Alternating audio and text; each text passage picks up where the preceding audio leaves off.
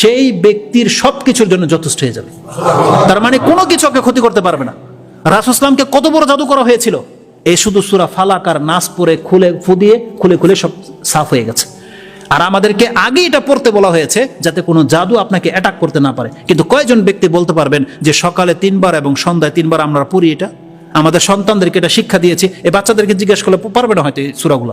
এটা দায়িত্ব, এটা কাদের দোষ? আমাদের দোষ। এজন্য আমাদেরকে কোরআনের উপর আমল করতে হবে। আয়াতুল কুরসির মতন আয়াত থাকতে আপনার পকেটে, এটা আপনি আপনার সিনায় ঢুকাচ্ছেন না, এটা দোষটা কার? আপনাকে বলেছে আয়াতুল কুরসি আপনি দেয়ালে লটকে রাখেন কিয়ামত পর্যন্ত, আপনার দাড়ি সাদা হয়ে গেছে। আরে একটা করে আয়াত পড়লে, একটা করে লাইন পড়লে তো এতদিন আপনি মুখস্থ হয়ে যেত কোরআন, আর আপনি একটা আয়াতুল কুরসি মুখস্থ করতে পারেন না? আপনি ভরসা করে বসে আছেন তাবিজের উপরে। তো দোষটা কার? হুজুরদের দোষ নয়, এক্ষেত্রে আপনাদের দোষ। কোরআন থাকতে কোনো ব্যক্তির তাবিজের প্রয়োজন হতে পারে না। একান্ত যেই ব্যক্তি হতভাগা সেই কেবল এই রাস্তা ধরতে পারে, কিন্তু যারা জ্ঞানী, যারা কল্যাণের পথে আছে তাদের জন্য কোরআন যথেষ্ট।